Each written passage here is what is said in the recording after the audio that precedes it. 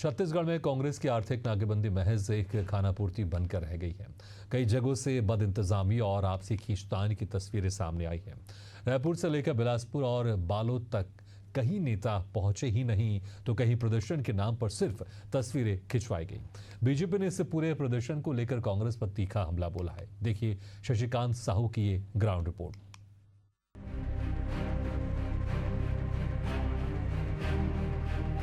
छत्तीसगढ़ के पूर्व मुख्यमंत्री भूपेश बघेल के बेटे की गिरफ्तारी के विरोध में कांग्रेस ने जिस आर्थिक नाकेबंदी का ऐलान किया था वह महज एक औपचारिकता साबित हुई।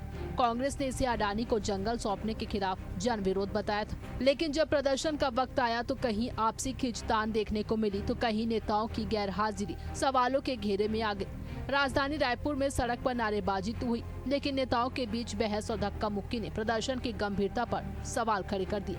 बिलासपुर में चक्का जाम का ऐलान किया गया था, लेकिन जिला अध्यक्ष बाबा धाम के दर्शन को निकल पड़े। प्रदर्शन पीछे छूट गया। बालोद में पूर्व मंत्री अनिला भेड़िया के खिलाफ नारेबाजी हो गई। कार्यकर्ताओं का गुस्सा खुलकर सामने आ गया।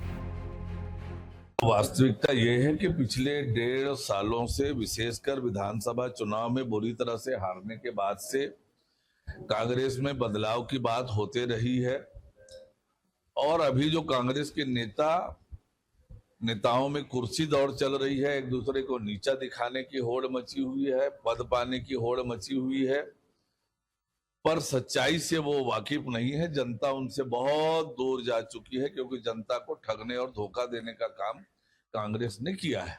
बेहतर प्रदर्शन रहा है कांग्रेस का और ब्लॉकों में भी बहुत सारे जगहों में बड़े अच्छे आर्थिक नाकेबंदी हुई है और ये भारी सफल रहा है। और भारतीय जनता पार्टी को एक चेतावनी है कि इस तरह के आगे कुछ गड़बड़ी करेंगे तो और बड़ा आंदोलन संवैधानिक रूप से किया जाएगा।